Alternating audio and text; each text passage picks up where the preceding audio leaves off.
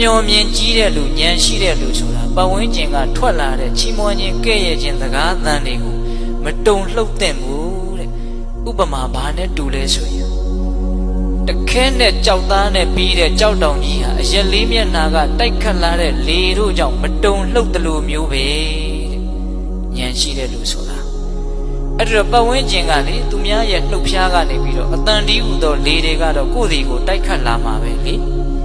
ကိုကအဲ့ဒါတုံလှုပ်နေမယ်ဆိုလို့ရှိရင်ကိုယ့်ရဲ့ဘဝဟာဘာမှခိုင်မာမှုမရှိတော့ဘူးအဲ့တော့သူများပြောတိုင်းခံစားမနေနဲ့ခံစားနေရင်ကိုယ်မှာဒေါသဖြစ်တဲ့အချိန်ကုန်လည်းဘာအကျိုးမှမရှိဘူးမခံစားဖို့ရာကလည်းကိုကနှလုံးသွင်းမှန်ဖို့လိုသေးတယ်ဘယ်လိုနှလုံးသွင်းရမှာလဲဆိုတော့အဲ့ဒီစကားသံတက်တက်ကြောက်တော့ငါဘာမှပြောင်းလဲမသွားဘူးဆိုတဲ့အချက်သူကောင်းတယ်ပြောလို့လည်းတကယ်ကောင်းတာမဟုတ်သူဆိုးတယ်ပြောလို့လည်းကိုတကယ်ဆိုးသွားတာမဟုတ်ဘူးကိုကတော့ငကိုအတိုင်းပဲသူထင်တာသူ့အထင်ပဲလေသူပြောတာသူ့အပြောပဲလေဟုတ်လားတချို့ဒါကိုသဘောမပေါက်တော့ကဲ့ရဲ့တန်ကိုမခံနိုင်လို့ရှက်လွန်းလို့ဘဝကိုအဆုံးစီရင်သွားတဲ့လူတွေတောင်ရှိတယ်ဟုတ်လား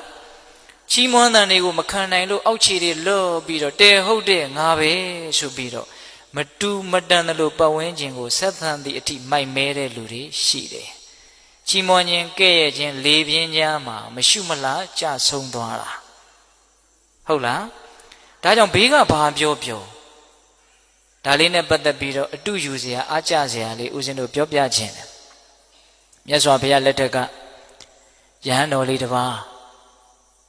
တောရဆောက်တည်ပြီးတော့တောအုပ်ရဲ့တနေရာမှာသင်္ကန်းကျောင်းလေးဆောက်ပြီးတော့ရွာနဲ့မနီးမဝေးတည်င်းသုံးပြီးတော့နေတာထူးခြားတာကဘာလဲဆိုတော့အဲ့ဒီရွာကအိမ်တအိမ်ကဒကာဒကမတွေနဲ့အဲ့ဒီယဟန်တော်လေးကအင်မတန်ရင်းနှီးတယ်အင်မတန်ခင်တယ်ခင်တော့တခါဆိုအဲ့ဒီအိမ်ကိုသွားပြီးတော့လဲတယ်တရားစကားပြောတယ်အိမ်ကလူတွေကလည်းသူ့ကိုသားလို့ညီလို့အကိုလို့ချစ်တယ်ခင်တယ်ကြည်ညိုတယ်ပေါ့ဟုတ်လားအဲ့ဒီလိုနဲ့တခါတလေဆိုသူကညင့်နဲ့မှပြန်တယ်အဲ့ဒီအိမ်မှာပဲနေတာအဲ့ဒီလိုနဲ့ဆက်ဆံမှုကသိရင်းနှီးလွန်းတော့အဲ့ဒီသင်္ကန်းကျောင်းလေးနားမှာရှိတဲ့တစ်ပင်ကိုစောင့်တဲ့တစ်ပင်စောင့်နှက်က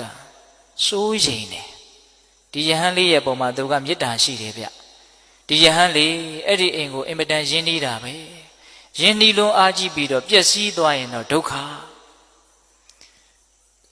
အဲ့ဒီလိုယဟန်တော်လေးအပေါ်မှာကောင်းစေခြင်းနဲ့စိတ်ရှိတဲ့အတွက်ကြောင့်ပျက်စီးမှဆိုးလို့ဆိုပြီးတော့အဲ့ဒီအိမ်ကိုမသွားအောင်ဆိုပြီးတော့ဘာလုပ်တယ်လဲဆိုတော့အဲ့ဒီနက်က